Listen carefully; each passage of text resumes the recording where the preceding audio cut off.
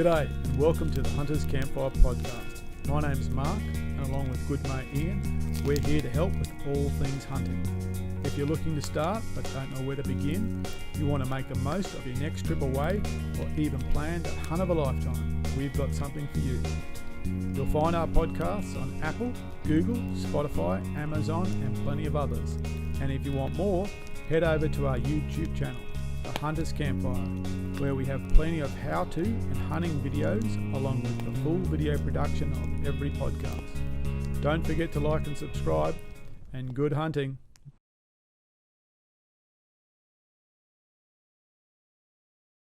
Thunderbirds are go. And we're on, yes. Well, here we go again. Welcome to the Hunter's Campfire Podcast, everybody. Great to be back in front of the microphones and having another conversation. It's been a couple of weeks since we've put one of these together, and it's good to have a guest with us. And we're going to touch on a subject that we started way back when we first started the podcast, and that is deep diving into parks. Lots of people asking about parks and what are the ones that we can go to and things like that. So we've got a great guest that can help us with some of that through his experience. But look, before we get into that, Jono, Mark, how are we doing? Oh, hang on. Sorry, you dropped out. Jono or Mark? We'll go with Mark. How are we doing? There we go. We're doing well. You know, the royal we, as it were. We've been spending stuff on Black Friday. So, this is amazing. Go see the media screen. kit for my... Move it over a little bit. Put it in front of your face. There we go. Good. Gotcha. Media kit for my GoPro 8.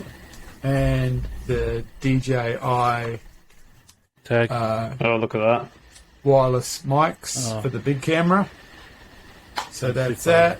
And a couple of other interesting things. A little while ago, I posted a heap of very short videos using the camera on a deer hunt. The reason I did that was because after carrying the big camera for an hour and finally turning it on, I remembered that the memory card was still right here in the reader on the computer. So I went, oh, there you go. Nice. So I used the phone and I just posted on a Friday morning, and it seemed to resonate really well with people. So I've strung those together. So we'll be releasing that soon. So it's a series of very short little videos turned into a full hunt. And I've done the same thing with though it's shorter, with the fishing run we did last week for whiting. So there's a couple of little bits and pieces that are coming up that just experimenting with the medium and seeing how we can be more engaging. So, but I'm keen to get this thing mounted on my bino harness, so it'll be right there in the middle of the chest. Because I haven't been able to get a decent mount at the moment, so I've again spent some more money. I'll show you. To add to the kit of stuff that you buy that never really quite works when you try it, and see if I can get that working. So that's that's up for me. I've got a tip for you actually. I might even have a gadget that works, but the chest mount that you can get in the GoPro kits, and you exchange that for a really small strap that goes around, and it just hugs around the back of the chest rig. And I've used that for years, and it works pretty well. So maybe that'll work.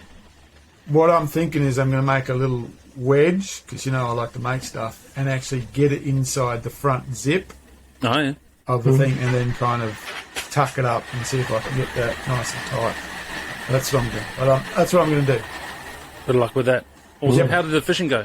What was the result? Well, so the downside was I lost 3 really good expensive lures chasing jacks along the wall, which happens.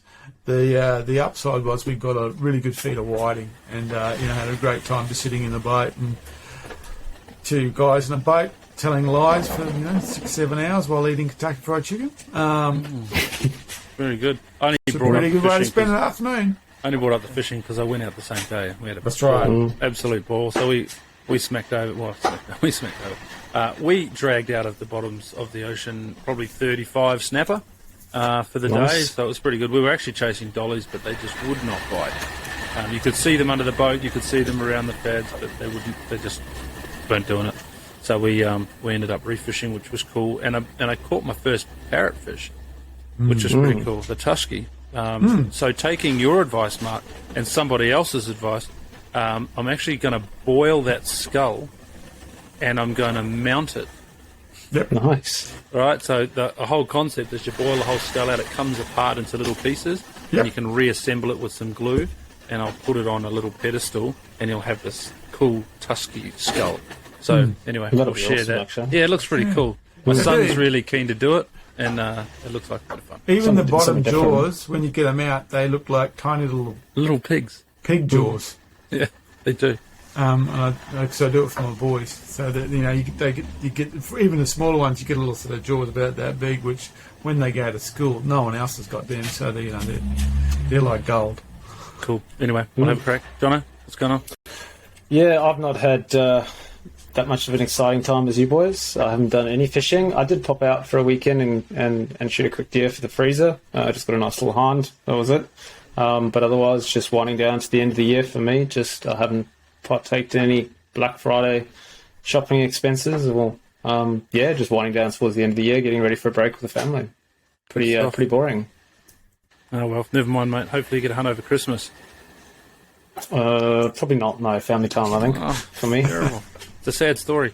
Go on mute for us. Welcome to the podcast, Michael. Michael Granger, thanks for joining us, mate. Thank you very much, guys. Glad to be here. You're not participating in the Black Friday sales at all, are you? No, you no, are. no. You were talking about it Well, before yeah. we came Yeah. on, but on the other side of the counter. I'm on the other end of it. Yeah, I'm on the receiving end of the of the Black Friday sales. Yeah, well, we might as well touch on that now. What part of the world are you doing that in? I've recently just started working at Apex Hunting, a bow hunting store. So just sort of a completely different change of role for me. I've always sort of been labourers style roles, from tire fitting, bricklaying, in the military, directional drilling, all those kind of things. So it's a completely different world for me to be diving into, but just sort of took the leap because I'm pretty passionate about bow hunting, and where better to be every day than a bow hunting store, I guess. Yeah, for sure. And sure. Sorry, Mark. Well, look, to make your boss happy, I'm going to give it a shout out because I didn't know you worked at Apex, but they've got some of my coin over the years.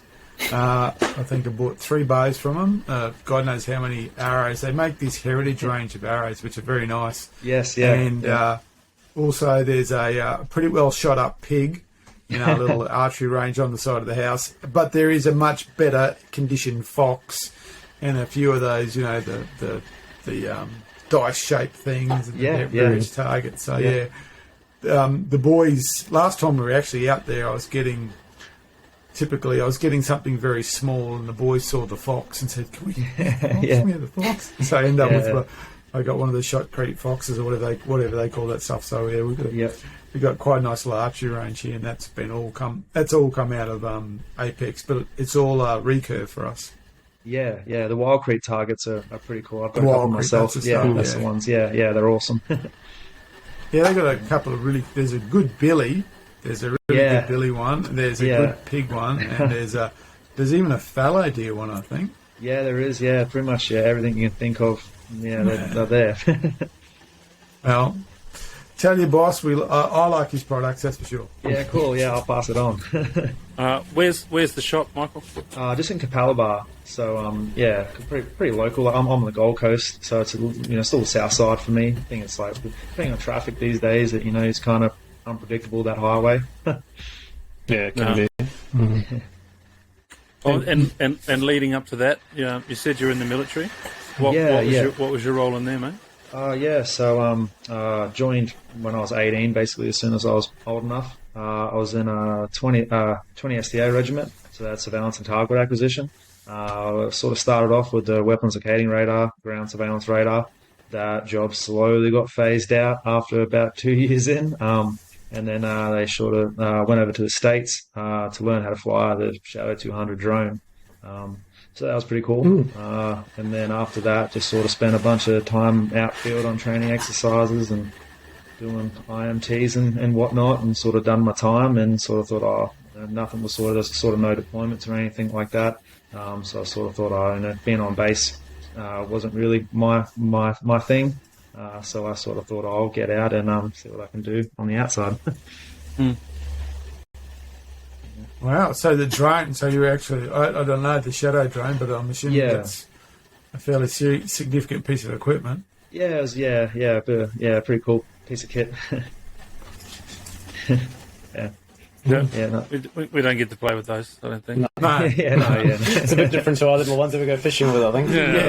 Nonetheless, I can get it from what's the name, JD Hi-Fi. Yeah, no, this one needs a runway to sort of take off and land. Yeah, I'm gonna Google that. That sounds like a serious bit of gear. Yeah. Oh, good. All right, and while you were there, what was it through the military or afterwards that you got into hunting, Michael? No, it was before, so I was probably maybe 8 or 9 years old. Family friends would take me out pigging, all on private properties. That was sort of like my first exposure to hunting, I guess, as far as like seeing animals go from sort of paddock to freezer and then the plate kind of thing, and I thought that was pretty cool. I always sort of grew up around sort of rural areas. And kind of seen a lot of farm work and that get done, so I sort of had that appreciation for what it takes to get it to from the field to the plate, and then sort of life just got busy, and there's always something I was intrigued in, and then once I got out of the army, I was sort of floating around between jobs trying to figure out what I was going to do with the rest of my life. And then I stumbled across, I think I've seen a YouTube video, like an American YouTube video about bow hunting. I think it was the Hushan guys. And I was like, hey, that's pretty cool. I wonder if I can do that here. And then that's pretty much where it all started for me. Yeah, that's interesting because, obviously you said through your family experience and also the military, I suppose bow wasn't the obvious option. Yeah, no, well, it was one of those things I sort of was sort of dabbling with the idea of getting my firearms license and going down the path of rifles, but just sort of I'd done a fair bit of rifle stuff in the army, and the bows just sort of intrigued me, so I sort of, but once I sort of shot a bow, I was like, oh, okay, this is for me, and then definitely rifles are something I think I'll move on to, because I got two boys under 2, my oldest Jace just turned 2, and I got a 6-month-old, so times are pretty hectic. So I'm going to try and squeeze in as much bow hunting I can before they get old enough that they want to come, and then I'll probably lean towards the rifles a little bit when it might be a bit easier to hunt with them, I'm thinking, rather than having them, because we do pretty big days out there in the hills with the bows, so I don't think they're going to want to walk around chasing Dad doing that. Yeah. Nope, they're not. So what kind of bow are you shooting at the moment? At the moment, I'm shooting a Bear Kuma 30. So I tend to, not that I've shot a whole, not an expert, I haven't shot a whole range of bows, but the idea of a short, compact axle-to-axle bow, because some of those state forests can get pretty thick, as you know. So having something big and bulky just isn't, I like to go small. Because I'm shooting a recurve. It's got a Bear... a Super Kodiak, so cool, nice, yeah. So it's interesting because I got into bow hunting or bow shoot. I haven't hunted with it, this particular bow, but I got into it simply because it was something I could do here at home. Unfortunately, they won't let me, sighting the 30-06 against the side of the house. So the bow, it was just a great option about that, and I've kind of. It's led from that convenience into something a little bit more. It engages you in a different way. The bow, I must admit, it's it's hard to explain, but it's certainly it's a wholly different medium to rifle. And I admire those people you see in the States who kind of they've got early gun, bow, flintlock, whatever it is, and they just kind of swap between all these different approaches, so they can hunt as long as they can. But this week I'm the bow and putting it down, I'm grabbing the rifle. It really is I'm quite admire that ability, because it is a wholly different mechanism in terms of everything about it's different. Do you think you'll hunt with your bow, Mike? I'd like to. I did hunt with a bow a long time ago. But I'm not sure if I'm not sure if I've got the ability to put enough practice in with the recurve to hunt successfully. I've thought about it a couple of times, but I know I'm not ready for it, and I know, because I suppose I know enough about hunting to know, that the opportunity window is so small. already with a rifle, so I know that if I go to a recurve, I'm just going to compress that window down to a very, very you have more, slither of glass type thing. So I'm not sure. I'd like to. I like the concept. I'm not sure if I'll do it. I think you find you'll get every chance chasing goats. Yeah. Like if you're classifying hunting with your bow as chasing deer, then yeah, you're in for a tough time. Yeah. But goats, you know yourself, mate. You can call them in. You know, Well, so I mean, sitting I've there been with in- a bow is fun. I've been in situations where, I could slap a deer. They've come up to me that close. And I thought, well, if I had the bow now, I'd get him. Because, it's literally within 10 yards. But, I look back at those situations and kind of go, yeah, that was that one situation in a whole season of not being in that situation. It was an exception. Yeah. And certainly with goats, there's been times where I remember once I was hunting with Adrian and they just literally walked past us. And I was looking at him and he's looking at me and we just kind of nodded and said, okay, start shooting now. And they were like, we were kicking them out of the way. Yeah, So you can get in those situations, but that's one memory from, hundreds and hundreds of hours of not being in that situation. There's a new challenge that I want to take up, and that's live capture. Now that I've fenced the paddocks out the back, we put the bow down now, we'll just hook them around the legs and try and get them back to the ute. Tackle. Bit of free stuff for the paddocks, yeah. But I'm the same. I enjoy. I've got an old bear compound, bear carnage or something like that, and I've had that for 10 years, and it's been brilliant. And it's a really short axle to axle bow, and it was for exactly that purpose. And I've knocked quite a few goats with it now, and I love it. But the thing for me about the compound is, once you're proficient, unless you're like a really heavy poundage, which isn't necessary for goats. Yeah. It's probably not necessary for fallow deer either, or a lot of other game. But unless you're running a really heavy poundage, you don't need the ongoing practice. It's good to pick it up from time to time and keep your eye on and things like that. But compared to the recurve, you're going to hunt the recurve. You really need to be doing that daily. It's a completely different thing. I'm more than comfortable picking my compound up after 6 months, spending 2 or 3 days, putting it down, picking it up, putting it down, putting some things through the target, and then going hunting with it, and it's perfectly fine. But I'm like Mark. I'd love to hunt more with the recurve, but I also like the success of hunting, and if success is taking an animal, a lot of the times the bow takes the back seat, and I go and knock one with the rifle or the compound first. There's definitely more. Then I might pick that up and give it a try.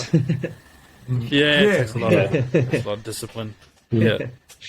So what have you hunted, Michael, with your bow? Just goat so far. Like I've only shot goat so far. I've been in close to deer a few times, just not sort of close enough to sort of draw back. But hopefully we've got some plans in motion for the rut this year, public land hunting. So hopefully, that all comes together. A few different state forests I've sort of been eyeing off as well. So that's one thing I'm not sort of scared of is I sort of basically look at the harvest reports, even if they don't look that great. I sort of look at the bookings, and if the harvest reports aren't great, but no one's going as well, I kind of go, okay, well maybe I'll go check it out, and no one's checking it out, so give it a look. So, and I tend to find it anywhere from that sort of New England area, sort of south of Texas, all the way down to sort of Tamworth. Is it's all good country and seems to hold game. It's just you just got to get out there and get after them. Yeah. And for those that don't know, inside the R Licence portal is the harvest return report. So you can go and have a look by quarter of what game have been taken and what parks, and that gives you a really good indication of where to start. And we talk about that when we put people through the test, or through the R Licence course. And it's certainly a really good way to start it. But and I always say, and we've talked about this before, those harvest returns to me are almost spot on accurate. There seem to be two different types of people that fill out those returns: those that do it properly, and those that say nothing. But there don't seem to be too many people out there that write down a whole bunch of bullshit that they didn't see and return the return, right? So you can really rely on those. They seem to be quite good. Yeah, look, it's a good indicator. I mean, on the flip side, I don't know how many times I've been told there's no game here. Oh, yeah. I remember being told there's no game here, literally with a deer hanging in the tree next to me. You know, we've got a fellow hanging up, and the guy goes, "Oh, there's nothing around here." She goes, "Okay." And I remember that, to be honest, one of the funniest things I've got told is there's no goats in Severn. I was went, "Okay, sure." You know, so Population's dwindling, I hear. Slowly. Maybe, but a dwindling population is not extinction. No. But it's a good approach. You know, it's a good. I think one of the interesting things about the RLIC system is that you can kind of explore before you go. You know, you can kind of get a little bit of intel. You can't get a lot, but you can get the kind of intel about what kind of games about that. I mean, you don't find out things about campgrounds and so like that, but it does give you a good pointer on where to go, and also I think the fact is that if you go to a new forest and you explore it, that's a great opportunity in itself. Mm-hmm. There's a couple of times that we've done road trips where we've just literally driven to forests we don't have any idea of, you know, booked them into the R license and just to see what was happening. And, you know, there was a couple in New England there. Butterleaf was the first time, went to Butterleaf, and there was another one, I think it was called Gibraltar. I think it's no longer one of the state forests, but we did a road trip which was Bingara, Gibraltar and Butterleaf on a long weekend just to check them out and see what we could find. Yep. So, Michael, I see you said that you're into state forest hunting. Yeah. That's primarily the hunting that you're doing. Yeah. Being Queensland, just like lots of us, Yeah, not a lot of private land access. So, Yeah. you know, it's great to be able to drop down into New South Wales and do that. Where did you start? Right, which parks did you start with? And I guess another question is, do you tend to find that you're out there looking at new parks frequently, or are you a bit of a creature of habit going back to where the successes have been?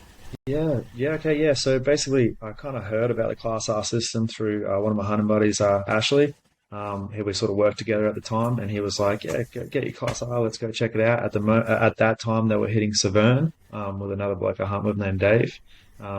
They were hitting that pretty heavily, and I was like, "Oh yeah, that's cool." And then I think that's when I first found you guys' podcast just through YouTube. I think I've seen your Severn coverage on YouTube, I believe. And then I was kind of like, "Oh yeah, cool."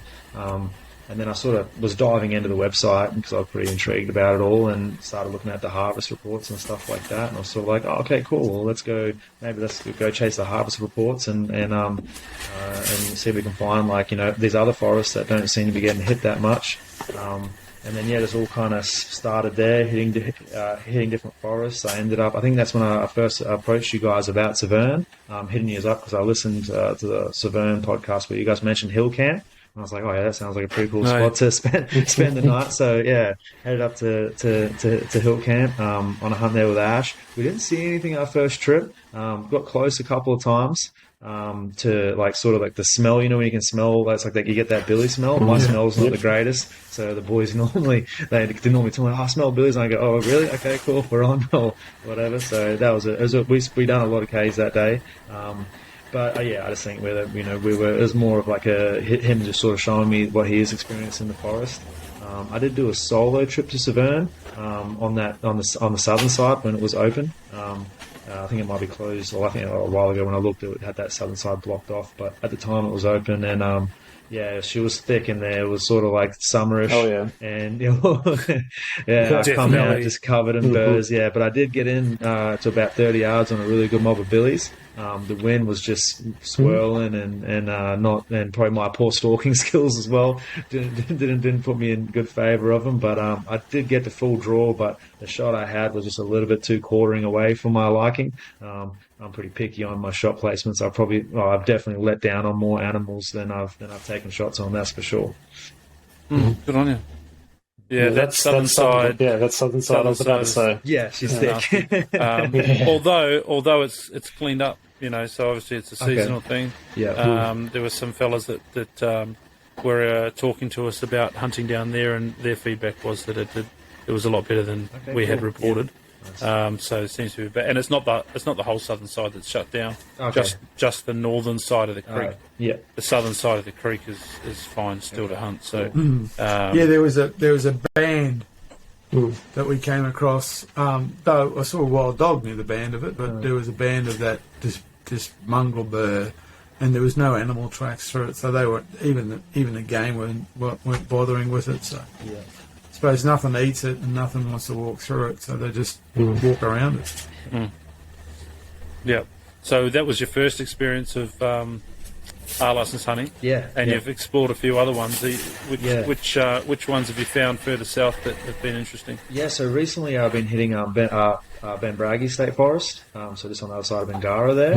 I've done 2 trips there. So the first one was with my mate Ash. Our hunting trips are pretty brief because we kind of, all got, busy work lives and young families and whatnot. So we sort of leave straight after work on Friday and sort of burn the candle at both ends, just send it down there to the forest. Normally get down to the forest pretty late, get a couple hours sleep and get up and just get after it. And then we'll recover back in camp after the hunt, and then drive back the next day so we can come home and mow the lawns and change nappies and whatnot. Yeah. So they're pretty short hunts, but it doesn't stop us from getting out there. That's for sure. My first hunt down there was with Ash, and I think actually up at the hunting expo, me and Reese Bosley were exchanging stories about different state forests that we had hunted, and I mentioned that I was looking at to go down and hit Benbraggie, and he had hunted it a few times and said, yeah, it's definitely a great forest to go hunt. So I just messaged him saying, where's a good spot to camp, and he gave me some tips and some spots on where to camp and that. So yeah, me and my mate Ash, we just hightailed it down there after work one day, and I think we left about 3 o'clock in the morning, and we got down to the forest at about just before 9, and then kind of went out onto. You can only enter the forest from like what you would call the southern side. There is a trail going in as you kind of come out of Bengara, but it leaves the roads looks like it goes into the state forest on the maps, but it's actually closed off on a private property. So there's room down there to turn around if you do go down there. I've been there, so we sort of. You got to sort of enter in from the southern side. The tracks are pretty drivable. There are some places further up that can get a little bit, you definitely need a 4-wheel drive, but it's definitely huntable in a 2-wheel drive. If you just sort of pull off the main road a couple hundred meters, you'll be pretty safe. And then, we glassed a little bit. Our sort of main thing we do when we hit a state forest to begin with is just trying to pick a high point and just sort of get our bearings, try and figure out where the boundaries are, what we're looking at. And then obviously with goats, hopefully hear some bleats in the distance.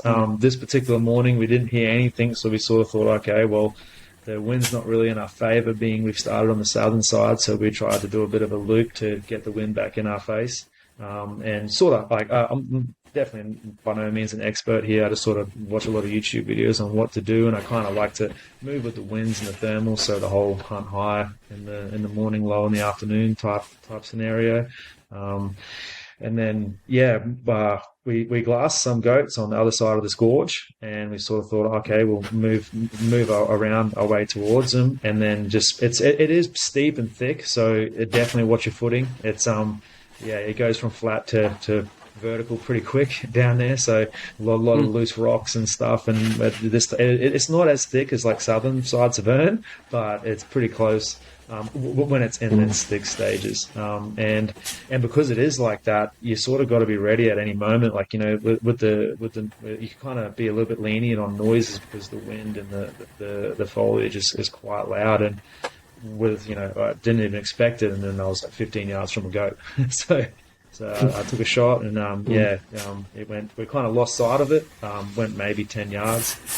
Give it a bit of a time to walk up to it, and so from 3:30 in the morning, got to the forest just before 9. We had meat in the esky at 11. So pretty successful first trip down there for sure. Yeah. Is that the one above your head? No, that was actually, that one there was my first goat. I actually got through a bloke named Matty Wakefield. He runs a course called Next Level Bow Hunting. A few years back, he had a property he could go out and hunt on, and he is a butcher by trade. So he'll take you out, teach you how to hunt, and then bring you into camp and show you how to butcher and all those kinds of things. I'd all sort of done it all before, but I didn't have my Class R. I didn't even know about Class R at the time, so it was just sort of a way to get a hunt into the busy schedule. Yeah, for sure. But I definitely, it was. I'm not too sure whether he's still up and running or where he's at with it, but it was definitely a really cool time out there. Cool. So with is other than Severn and Benbraggie, doing any others you visited? Yeah. So I've been down to a boat-only forest called Atunga. So I spent a bit of time down there as well. Yeah. But mostly Severn. And the last trip when I both me and Dave took Billy's was at Benbraggie. That was a hell of a pack out. Yeah. Just back on Benbraggie then. Yep. You said that it goes from flat to vertical pretty quick. Yes. Yeah. I'm assuming that then there's all sorts of terrain in there. Yeah. Is there a creek that runs through it? Give us a bit more of a description of what you find in there. There's kind of like a pretty prominent sort of lot of ridge lines as you first enter the forest. From the southern side, you find yourself on the high ground pretty quickly looking down. And amongst those ridge lines, you have these gorges where not like I wouldn't say like big creeks, but there's definitely flowing water there. And from what I've sort of found at the times of the days that I've hunted, I like to whenever I see game or whenever we get on and put a stalk, and I always mark it down on a Venza, just time of day. All those kinds of things, and what the wind was doing in that. So that way, I sort of next time when I take someone out to the forest or I'm there again, I kind of use it as a bit of a reference point to go, okay, well, I seen them at this time of the morning on this contour line, so that worked last time. Let's pop down to that contour line and just work our way across it, which can be hard because you naturally want to go downhill. So you find yourself sort of fighting. It's pretty steep, so you find yourself constantly trying to hold those contour lines can be pretty tough, but it's definitely worth it. You don't want to end up getting down to the bottom too quick, and then because you find yourself sort of going up and down all day. You just don't be in a rush to get down to the bottom of those to those creeks. Just sort of slowly work your way down, because you'll get down there. You'll be down there. Okay. Any other game sign other than goats? Lots of pig sign up on the hills. We didn't see any there, but it was the top of the hills were just turned up. It was pretty crazy to see the amount of movement, and it's just like it's one of those forests that it's hard to because I'm still new at it as well. It's hard to determine what's sort of fresh sign and what's old sign, because it's just everywhere. There's game trails and prints, and it's just everywhere you look, there's something. I've hunted Bingara, which is not far from there. I think it's just on the other side of town. And that actually, that's that forest is where when I spoke about goats walking up on us, that was the forest. And I also saw the biggest public land pig I've ever seen. In that forest. All I saw was him just belting away from us, but it was a huge bit of bacon. It was actually right down near on the very far, not too far from the road on the flat. So it's they're quite interesting, those little forests. I know Binger is quite interesting because it's a small forest, and as you said, it is. You kind of start at the road and it almost immediately goes up into a ridge line, and then you realise it's just a series of these ridges that I think they must all flow down into the Merrick there. I don't know if that's not the Merrick. What's the river there? Yeah, I forget the name of the river. There's actually a really cool camp spot just on the river, just outside of town, a free camp spot. We actually, the last night I went on with Dave after we packed out, we're like, let's go down and wash off in the river and have a beer. And Bingara is quite a nice little town itself as well. Sure. It's only a little park, isn't it? I'm looking on the DPI side it's only now. 2 or 3 hunters, or I don't know. 2 hunters, by the way. I think Bingara was 2 hunter. Bingara was a 2 hunter one, and I'm trying to think the name of that river now. It's escaped me. Yeah, it's lost me too. But where you come into town, there was when we there was a big rock bar, and you could actually literally go down to it and have a swim and cool off in the river, because we were there in the middle of summer and it was stinking hot. Is the park forestry worked? Like Severn has had some forestry work go through it. Yeah. Is it plantation pines, or are they? Is there anything going on in there that you know of? No, it looks all pretty like natural vegetation. But in saying that, like, I haven't gone, like, the southern side's pretty much, like, I've done 2 trips now and haven't really gone much further than that southern side, just because there's been too much going on in that southern side for us to sort of venture any further yet. We have glassed the northern bit and seen game up there, but we just haven't got that far yet. But the roads are pretty well maintained. Like, it's pretty, they're pretty tidy. You're not sort of. I've definitely been in some forests where they can get a bit hairy, some of those 4-wheel drive tracks, but they're definitely pretty drivable. So I guess whether that's just for fire service trails or something like that, but it doesn't really appear to be worked too much. There's some old like diamond mines in there. I think like Monte Cristo diamond mines or something like that. Yeah, there's a few of those in there you can sort of stumble across. So yeah, there's some diamonds in them hills. Interesting. I think it's one of only 2 diamond mines in Australia, I believe. Oh, okay, yeah. Is that right? Yeah. There's gold there as well. Yeah, there's one of the tracks go down to from the southern side, and then on the last trip down there, me and Dave sort of stumbled across, because you can kind of, the maps, I find the maps, whether using Avenza or the Hunt maps, can be kind of, the tracks don't exactly line up with with what's on the maps, and you can kind of get disorientated on what's going on. So, but yeah, no, we end up finding that other one in there as well, and that's pretty cool. So yeah, no, there's definitely that's actually when we actually got onto that mob of billies as well. We sort of sat there for a bit. It was kind of like, oh, okay, sort of thinking, all right, well, about to move into phase 2 of the hunt and start heading back up the hills, and then it was sort of luck sort of paid us a visit, and in the form of a few billies on the horizon, so we're back on. Very interesting. Any other prominent features in the park that you found? Are there, like Severna's got a number of dams that people frequent, things like that you can recall? No, it's pretty much like both of those sort of diamond mines. There's, I guess you could call them dams. I guess it's just the holes that are left there behind that. The one in the main prominent one that one of the main file trails go down to seems to hold water a lot, and it's kind of like at the bottom of 2 sort of creek systems. And there's a lot of sign on there, but we just tend not to walk the tracks too much. We like to sort of get out in the thick and sort of, that's where we tend to find the most game. But as soon as you get on the track, the track's just covered in sign. Like, I've definitely seen like game on the trails. Like, we've been walking back to camp and had sort of billies right in front of us on the trail after we've just been like hoofing it up the hills all day. So. No, it's definitely around those sort of water sources. But I guess because it had so much rain recently, they tend to be sort of, what I've found so far is they tend to sort of be holding those sort of contour lines around that sort of 8 to 9 in the morning. They're kind of like on those sort of sun facing sides of the hills. Sure. Certainly sounds like an interesting one. I mean, those little ones can be quite interesting in that that they are small.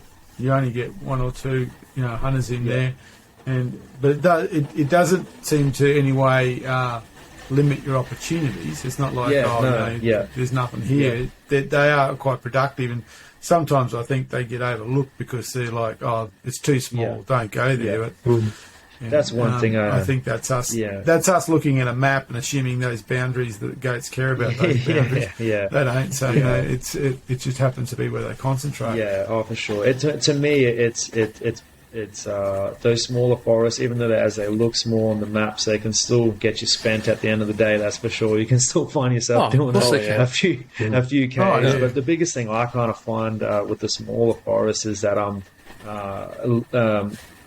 kind of cognizant of those boundaries, because you don't sort of want to be taking a shot too close to them, because we're hunters. We've got to accept the reality that not all shots go well, and when they go across boundaries, it's not ideal.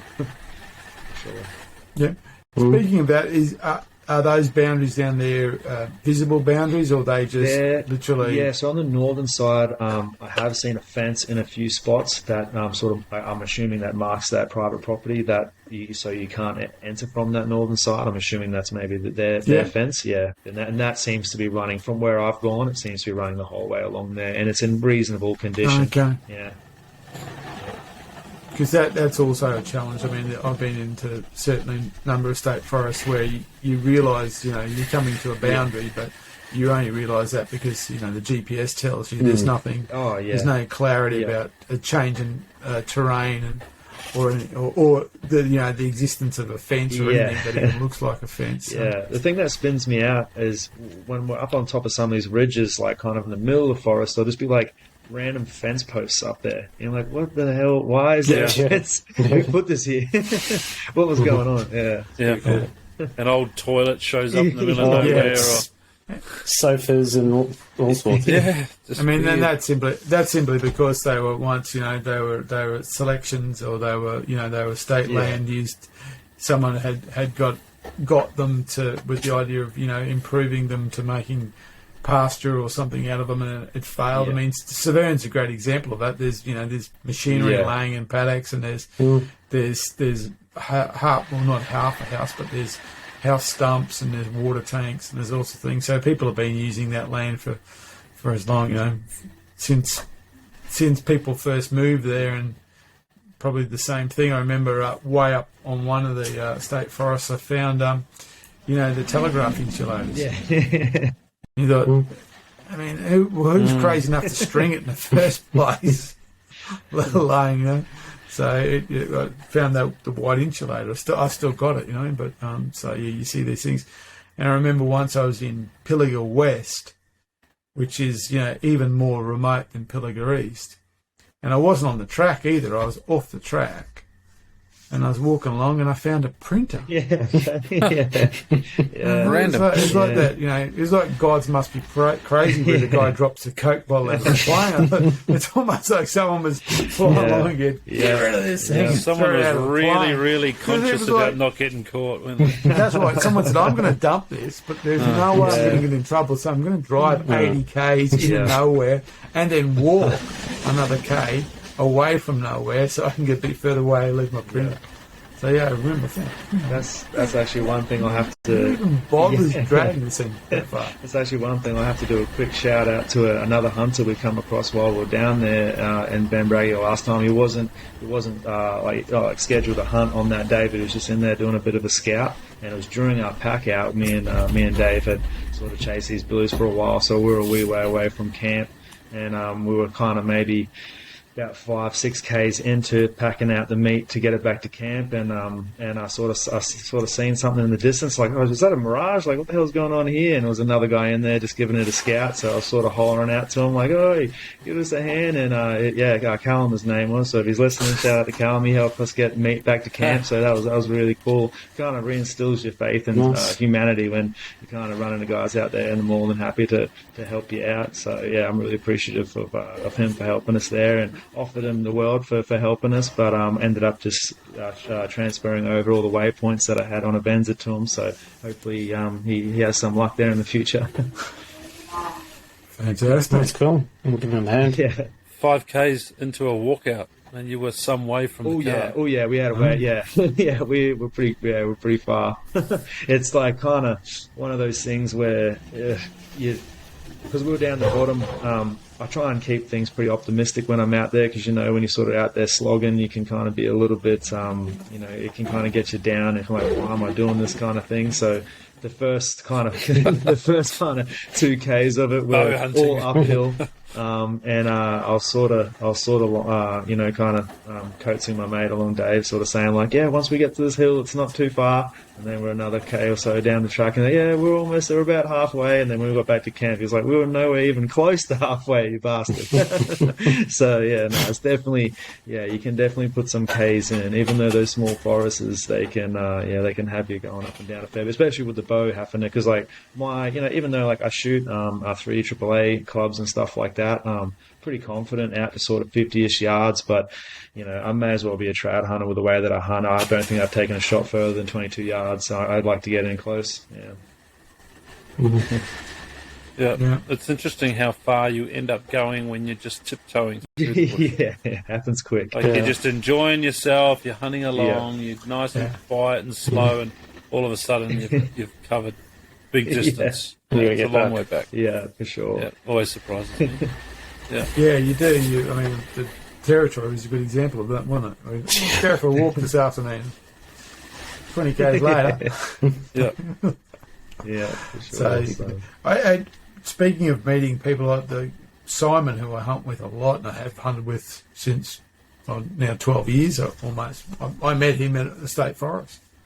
He was one of the other hunters there. And we got. In fact, we had a bit of an emergency type situation, and I managed to get to the road. This vehicle came along. It was Simon. And, he gave us a hand, and later on that afternoon, there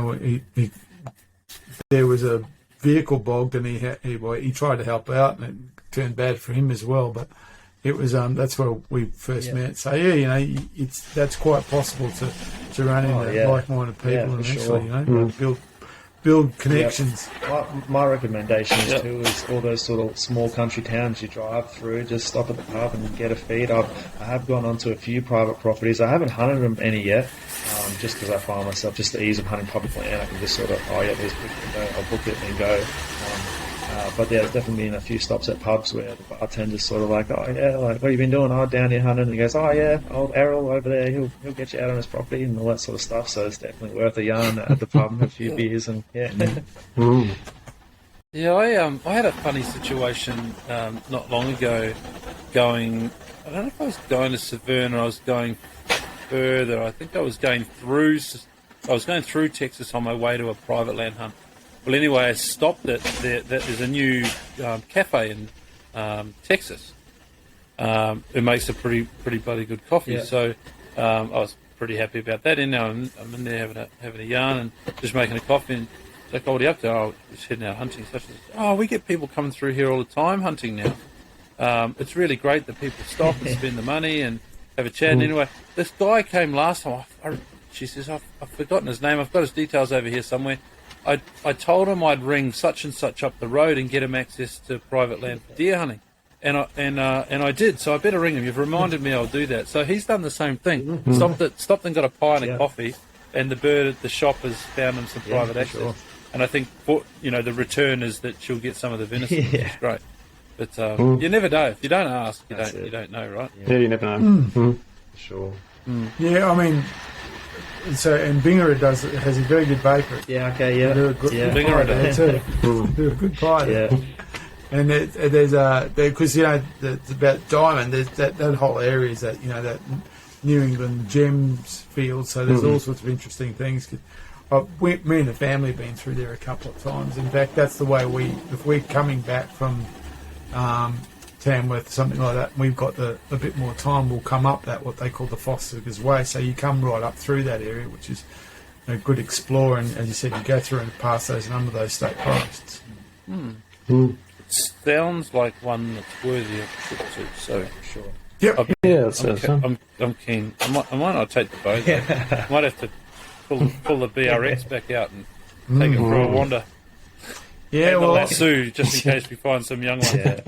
So I've got a kind of fishing, hunting, exploring trip coming up from between Christmas and New Year. So I'm not exactly sure where I'm going to go, but that could be on the car. I'm going to that region. I'm going down that region. So I want to try Ashford for fishing. And I've been speaking to Ned Makem. He's recommended a place down at Inverell. So there's a couple of forests we could weave through on the way down. That's another thing about Benbraggie is a pretty healthy populations of emus in there. So I was actually on our first trip down there. I was hunting with my mate Ash, and we were sort of like following this game trail. And this emu sort of popped out sort of 3 meters in front of us, and sort of you could see he was sort of deciding whether he was wanted to go us or leg it. And lucky for us that he decided to turn around and run, but it was definitely a hairy moment, that's for sure. The dumbest creatures. They are stupid. I tell you. We were in plenty of them. Yeah, when we were in the Pilliga, we're just driving along a track doing some scouting, and a mob of maybe 5 or 10 emus popped in front of us, and they waddled along the road in front of us, for a little while, and 9 out of 10 of them ran into the bush, and one of them stayed on the track. Yeah. And like 5 kilometres later, it's still on the track in front of us, just running. Like, and we're slowing down and trying to let it go through a few corners, and surely it's got off the track to catch up to it again. And it's just dumb. The other thing that surprised me about emus, and this was up on a high point in Severn, I was sitting up there just having a listen for some goats up there, and I just heard this grunting. Yeah. And I thought, bloody pig over here. And I snuck up over the top, and it was emus. And this emu had climbed to the top of the high point in Severn. It was hanging out up there. You'd think they're too uncoordinated to climb. Yeah, no, they go. Yeah, they Getting back down will be fun. No, they move not too bad. I had one nearly come through the driver's side window at Severn. I was with Darcy and we're driving along the bottom track there, I think, right down on the national park boundary. And I just happened to look at the window and it was literally coming at the car on this angle. I went, whoa, look out. And it just stopped or, diverted at the last second, but it seemed to be intent on crashing into us. And I was like, God, I don't want to explain that one. You got a ding in the door from an emu, but luckily it spun away.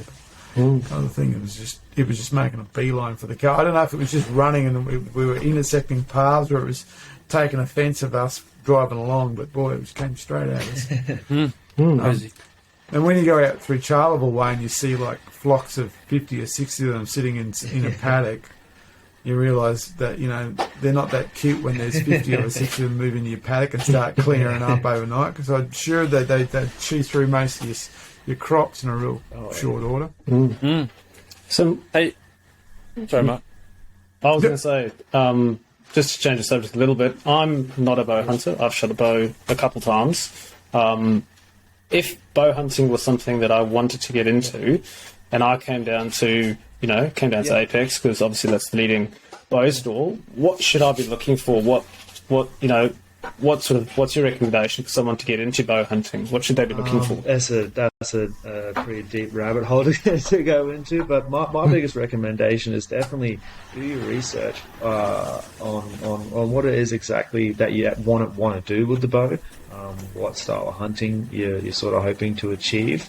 I'd try to steer guys in the direction of their local field archery clubs. It's a great place to start, and normally the communities there are really, really great, and they're more than willing to sort of show you all different types of bow setups and stuff like that, and you can kind of try the feel for it, and it's a good way to sort of get your bearings on what sort of direction you want to take.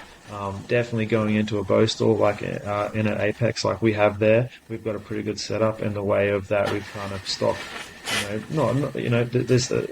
not everything, but we have a wide range there.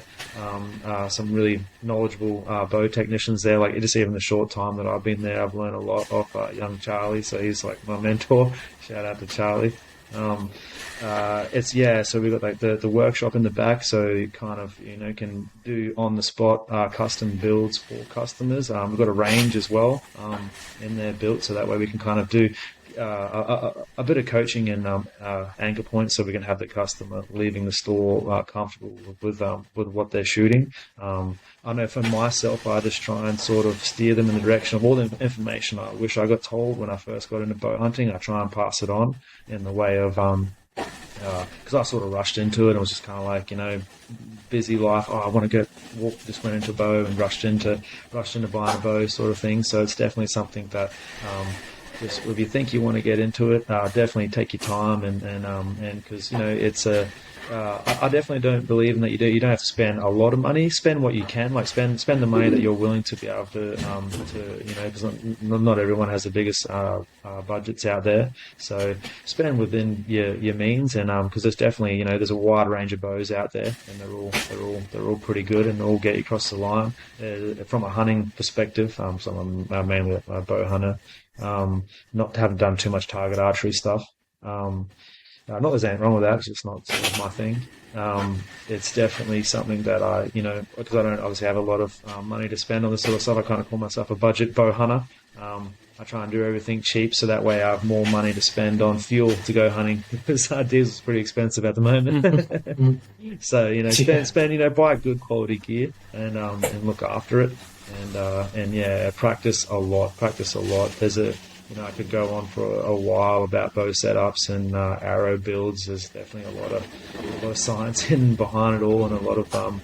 I've spent a lot of time on my setup and my arrow setup, and it always seems to be changing with different opinions. And the world of archery moves pretty quick on the right way to do things, and definitely a lot of different opinions out there. One thing I think hunting as broad that doesn't really get touched on a lot is there's a lot of emphasis on how to get into hunting and what to use and what to do, but not a lot of once you're actually out there and you've hit the animal, what then you do after that. Because not always do you get the perfect shot, and if you are hunting these state forests, it is going to get quite thick, and you may hit the animal. In most circumstances, it only has to go 10 yards before you've lost sight of it. So I was recently going back through the hunter education program on the DPI website. And the bow hunting segment on that is amazing with the information that they have on basically everything on a broad spectrum on archery. But one thing that I really liked in there is they had the whole sort of recovery process from different shots on animals. Say if you've hit an animal and you've lost sight of it, they recommend giving 20-30 minutes before you then follow it up, because of the adrenaline still running through that animal, because it's obviously just been shot. The last thing you want to do is follow it up too quickly and potentially bump it further away and make the situation worse. So that's sort of like my sort of rule of thumb after I've taken a shot. Even if I've seen the animal go down, I kind of give it sort of 20-30 minutes, just sort of sit and just calm myself. And if I haven't seen where the animal's gone down, I then sort of make my way to where the arrow's gone, because normally you get a pass through. Not always, but I've been lucky so far and had pass throughs all the times, and then you're able to check the blood on your arrow, blood on the ground, and then correctly assess on where you go from there. If it's been a bad shot, you've hit gut, or like one lung gut, like we see gut on the arrow. And you see a defined track on where the animal's gone, definitely give it the time it needs to expire. You're only, and from my experiences and from hearing other people's experiences, you're only going to bump them further if you pursue that too quickly. And it's something that it doesn't really get touched on too much, and I believe it's probably one of the most important lessons to learn for any style of hunting. Yeah. So your recommendation is no matter what? That's what I do, and from my experience, sure. Yeah. Whether I've had them like that last billy I shot, he only went 5 yards and sort of sputtered into the ground, and that was it, and no movement after that. But I've even seen it where that's happened, and then a hunter go up to then recover it, and then it just get up and run away. So it's like one of those things that definitely. Try and sort of just gather my bearings, and what I'll do is I'll actually set a timer on my phone after I've made the shot, because when you're waiting that 20 to 30 minutes, 3 minutes can feel like an hour, because you're like, trying to do the right thing. But you can, in trying to do the right thing, you can sometimes do yourself a mischief. It's really good advice, in fact. We've all experienced that. I once shot a billy, and it looked like I hit it with a Thor's hammer. It didn't even fall. It just went flat. Like, took my eye off it to go get another, because it was a mob. Came back and it's gone. I thought, how's that possible? It was like literally it was. Yeah. It looked like it was dead before it barely hit the ground, but it got up and moved away, and so it does happen. And I've seen guys over anxious on deer, and the deer get up and realise that it's injured, but it's not out for the count, and then you've got that situation where you're chasing something that is at incredibly high adrenaline, and it's so very easy to lose. Yeah, for sure. Yeah. So. Patience is everything with hunting. Yeah.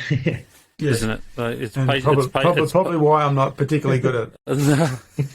Patience is everything. Everything from the setup to the learning, the continuous practice. Getting in nice and close. The disappointments. Did I say that? Yeah. And then, yeah, like you say, shooting them and then having to wait. Yeah, it's something that even like I've sort of taken. I've been on a few. I haven't actually hunted with a rifle, but I've been on a few hunts where my mates have hunted with rifles. And after shots, I'm sort of like, well, let's wait.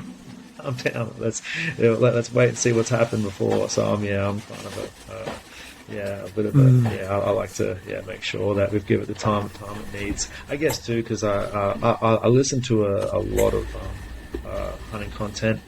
Majority of a lot of it, like there's all the Australian podcasts are great, but they don't come out as much as I listen to hunting content. So I listen to a lot of American stuff, and where they are at with as far as their sort of their hunting community and the way that their recovery processes. They spend a lot of time doing this, and a lot of information I sort of take out into the field sort of comes from these sort of mule deer and whitetail style hunters, and that's what you see. Like you'll watch these videos where these kind of industry celebrities will make bad shots, but they're like, oh yeah, cool, like, we got him, and it's like, wait a minute, that was a terrible shot. But it's not that it's not that they've made a terrible shot that is the issue. It's that the shot wasn't that great, but we know the steps we need to take to then go in and recover that animal. And that's where you see like guys like from, say for example, multiple different YouTubers, like say the Hunting Public, and like a lot of whitetail stuff where they're not sort of worried about meat wastage because of the weather kind of allows them to be able to back out for the night. It seems it's almost common practice that's what they do. They'll shoot an animal and go, okay, well we didn't see where it go, or let's just back out. But I think there's a saying like, if in doubt, back it out. It's like one of the main methods that they sort of use. And it sucks, and it's a hard bullet to bite for sure, given it that time. But I've found definitely it hasn't steered me wrong yet. That's for sure.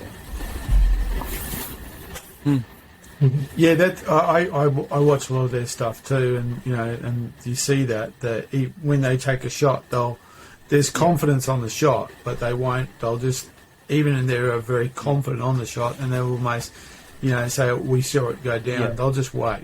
They'll wait for it to expire. The other thing, of course, the benefit too is they've got that.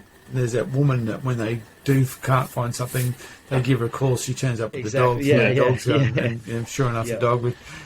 And it's overnight. It's not like it's okay. We'll leave it out overnight. It'll be fine in the morning, and you kind of go, wow, I wish I had that opportunity. Rather than, geez, if I don't get it within the next an hour, we're going to lose me for the heat. And it's something that, I sort of 100% agree with. Obviously, giving it that time is an element of like, obviously you're going to lose the meat and stuff like that.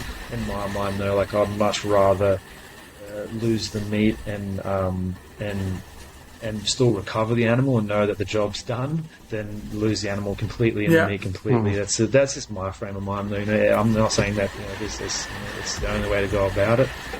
Everyone's each to their own, but it's definitely a method that I kind of set my morals on. And that service they use where the woman turns up with the dog. I mean, that's also something that's quite common overseas. I mean, in the UK, it's almost as it's almost part and parcel. You've got the guys who hunt deer, and then you've got the people who help you with retrieval if you can't find them. And they come in and they literally. That's what they do. They send the dogs in, and sure enough, they mostly timed up the dogs. I've listened to a few hunting podcasts where they've had guys go on there that are trackers, and it's their full-time job. They do it all year round. It's a full. Well, I know in some countries you have to have access to a recovery dog. I think it's Scandinavia. Some of the Scandinavian countries you have to have access to a recovery dog. Yeah. Certainly would make life a lot easier, having that opportunity. Well, depends. My dog learnt to recover wombats. Bloody thing. Well, and now she's been off the deer for so long, sitting here at my feet. She's now learnt to find bunnies. So that's going to be handy for us. Man, she's flushing bunnies out all over the place. So that'll turn into a bit of fun. And yes, she's still fascinated by the chickens that run around the farm. She knows she's not allowed to eat them, and she never will. But she gets the stalk on, and it's hilarious to watch. good fun. It'd be a really interesting role, taking a dog and doing recovery for people. I think that'd be a pretty special thing to be able to do. But yeah. Hey, I wanted to expand on Jono's question. His one was, for the new bow hunter, what would you get into? I just wanted to change that up a bit. Now that you've done a bit of R license hunting, you've only been in it for a few years, so you've not exactly been in it for years and years long. But for the new hunter now, you're in the industry now, you're going to be talking to people every day that are coming in and wanting to get into hunting. So outside of the bow component of that question, what's your advice for new hunters looking at getting into R license hunting? That can be anything, really, from gear to research to what have you. But how are you suggesting people get into public land hunting? I definitely recommend them going and checking. Obviously, like I said, going and checking out the local clubs. So you have like 3 AAA and the Australian Bow Hunters Association clubs. I haven't been to any ABA clubs myself. It's something that I've, just because all my local clubs are 3 AAA. There's 2 different sort of associations. I do recommend them go to them 100%, and then I definitely steer them towards, because the most question you get is like, oh, where can I go hunt? And it's like, unfortunately in Queensland there's not a whole lot of options for them, but I'm definitely pretty much like, I'm a pretty big New South Wales public land hunting advocate. Tell everyone about it.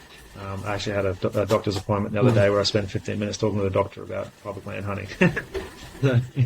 I'm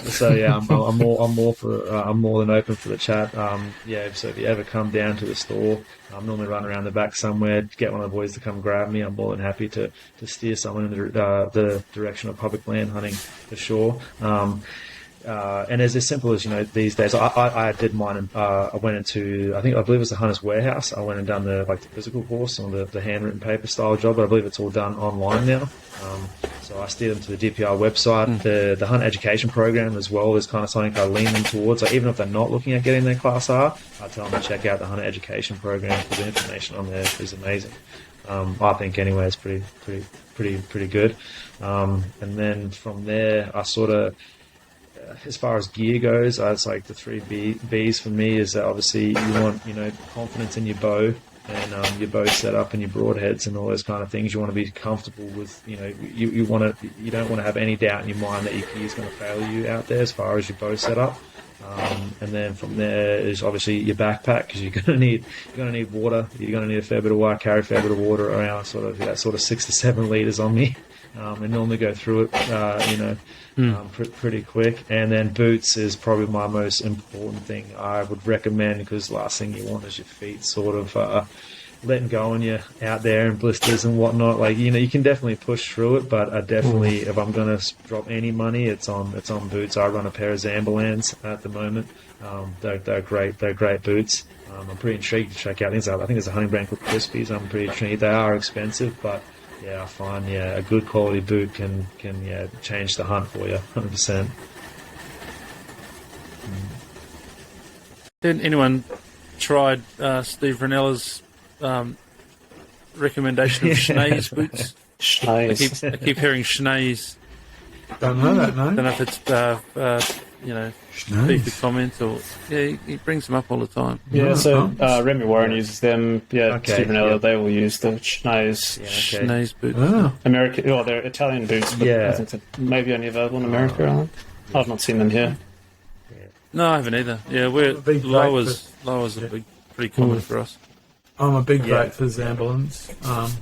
I've got 2 pairs. I've got a pair in England and a pair here, and they're Italian. They're an Italian made boot. They're fantastic. The latest boots I've got was as you mentioned, Ian, is a lower. I've got those specifically as a summer boot, so they are a synthetic boot. They're unlined. They're light as a feather. They're actually incredibly quiet too, which is impressive. One of the problems I find with hiking boots over the years is because of the design of a hiking boot is to hike. So sole being quiet is not that important to someone technically hiking, but so sometimes you can get a hiking boots that are quite noisy because they're stiff, they're rigid and stuff like that. Finding a hunting boot's actually not so easy, but I find that some Zamberlands are not a bad compromise in that space. I did buy these French hunting boots once, and they were fantastic in the wet. but they squeaked. So that was it. Squeaks annoy me. Couldn't do anything but this squeak. Did everything I could, literally did everything I could. Yeah. Couldn't get this squeak out of them. So they live in England as well because they're perfect for that swampy mess over there. But yeah, and then obviously couldn't get rid of being it. Australia as well, gators that because we've got creepy crawlers out there that aren't too friendly. Not that I've seen a lot of them out there. Like I'm sure there's been a lot that I haven't seen and just sort of stood straight over. But yeah, definitely like a good pair of gaiters and first aid kit and a little bit of knowledge about how to use the first aid kit because there's some of the places if you go out there and hunt these public lands, you'll find yourself into some pretty sticky situations that if you were to think if I hurt myself here, how am I going to get out? So it's definitely something to be cognizant about. I'm always surprised how many people carry first aid kits that's never been opened. No idea what's in it, no idea how to use it. Yeah, first aid course is a really good idea to do. Yeah. Do you use an EP? I've something I've been looking into and saving my pennies for. That's for sure. Well worth it. Definitely on the my purchase list. Yeah. Yeah. When my first son was born, that was one of the first things I bought. Yeah. Going to buy a PB, a personal locator beak, and thought, we've got responsibilities now. I can't can't not worry about those things. But certainly they come in different formats and there's different versions. But certainly that's something worth considering as well. And they're small enough that it stays in the pack, and it's got a 5-year lifespan. And the good thing about the one I got is that they actually contact you when it's getting low on the lifespan, so you don't even have to worry about it too much. So they make contact with you. Yeah. Yeah. And then So with I guess I'm a bit of a planner. So I sort of, weeks prior to the hunt, I've got the whole hunt planned out as far as everything down to if stuff does go bad, where is the closest help as far as sort of hospitals and whatnot. It's definitely good to sort of know your surroundings so you're not sort of thinking, oh no, what do we do now? It's sort of good to have those sort of plan A, Bs and Cs in place. Expect to... Yeah. Oh, not much of a list. It's all kind of as I'm kind of planning it out. Where I'm in a group chat with the boys I hunt with, and I'm just kind of belt feeding them, what I think's likely to happen. Yeah. Nearest hospital, I had never considered. No, I haven't thought of that either. Yeah, I figure saying, "Hey Siri, take me there," doesn't work if you've got no data. That's why I've got the Zolio. It's just push SOS on it, and they'll come get me. Bring the choppers. A Gatorade, quick! Help! Yeah, sure. Yeah, good. No, All right. I think if there's a learning tonight, it's that know where the local doctor is. That's not a bad that's actually very advice. good. One night in camp, come back to camp, and we just finished packing field dressing the animal and getting in the esky and stuff like that, and had a few beers. And as I was getting into my swag, I got bit on my thigh by a spider, and we found it and we're looking at it thinking, oh, what kind of spider is that? Is my life in danger or what's going on here? And then we kind of determined it was like a black sort of house spider. Just kind of made me a little bit nauseous and a bit of a headache. I just sort of, probably not the wisest advice, but I think I just had another beer and had a bit of a sleep and then started driving home. But No. but definitely, You've been bitten by something and it's caused you headaches and pain and you've you've toughed it out. Good on you.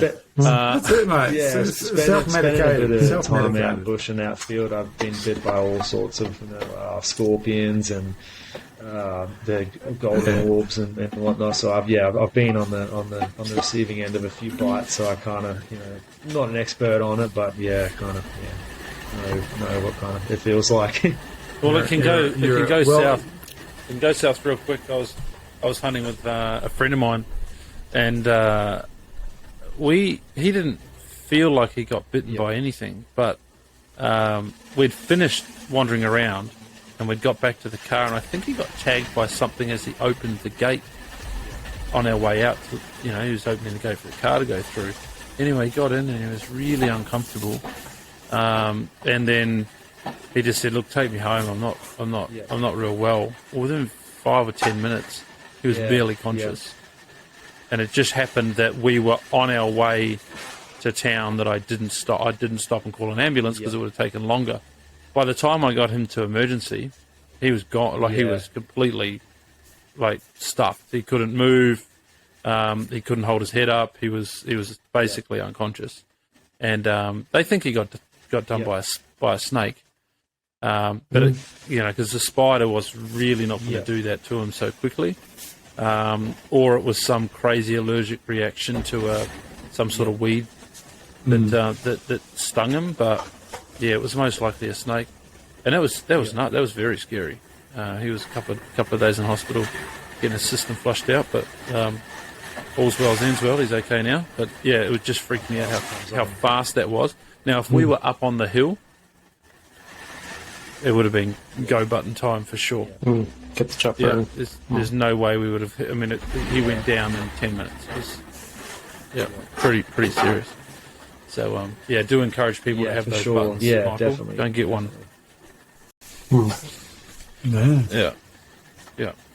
Ouch. Cool. Anything else about some of your R license hunts that we haven't covered? I think we've really drilled you on the Benbraggie stuff. I'm pretty keen to get out there to look at that. I think that's pretty much all I can sort of. There's with the camp spots there. There's a couple of good ones on. I think as you come into the forest, the track to the left, I believe, is called Red Trail. Just off that, there's a few good camp spots. They're sort of cleared out areas they're sort of set up for camping and stuff like that. If you follow, there's one of the tracks. I think your second right will actually take you to not quite as good as Hill Camp, but it's up on a ridge, and you only sort of have to walk 20 or 30 yards before you're sort of looking out at over the whole forest. So it's a cool spot there for sure. Yeah, and then obviously too as well, if it's been a hot day and you want to go for a swim in the river at the end of it, you can. Yeah, it's only like sort of 10-15 minutes down to Bingara. Then we've got the river there and the free camp spots. So yeah. No, it sounds like a magic spot. All right, so if people are trying to find you and get in contact with you, you're on socials. I see you're putting a bit of stuff out on socials now, so how do people find you? So just, I guess, mostly active on Instagram. It's just Michael Granger 5. And then, I'm more than happy to answer any questions, or again, I'm not an expert, but if I can help you, I will. If I can't, I'll find someone that will. And if you're local to the area, drop into the store, and there's a great staff there, and all more than willing to help. And if I'm there, shout out, and I'll come out and chat your ear off about public land hunting. Sounds like a perfect I'll day. be out there soon because my boy keeps bothering me about it. He wants a new bow, but I told him I said I won't buy a bow with wheels. I said I'll buy you a bow. Hey, you want a bow with wheels? You got to wheels pay for for that cars, one. right? So yes. No, I'll get him started on the recurve, and if he wants to take it further, then that's up to him. That's fair enough. That's a good thing, I reckon. Yeah. All right, well, we'll call that a night, I reckon, guys, unless there's any other questions. Yeah, why not? Sounds good. Yeah, we don't need to drag that one out too much longer. I think we've got all of the detail that we needed for this specific one. I'm sure there'll be plenty of people to be interested. I'm going to book it now because and everyone's going to book it now. It's going to book up. Yeah, I'm thinking it'd be good. I might Be good to doing get some activity out there. It sounds like a great spot, and it probably poses a little bit more of a challenge than Severn. So it'd be a good one. All right, hopefully you can get to this one, not like Severn. Yeah, no, well, I'm in Severn. I'm booked into Severn, but I'm going to book into this one. I think it sounds really good. All right. Well, thank you. Awesome. Cool. Been Thanks, awesome Jess. to pick Thanks, your Michael. brain on this, mate. And stay in touch. Appreciate it. For sure. Thank you.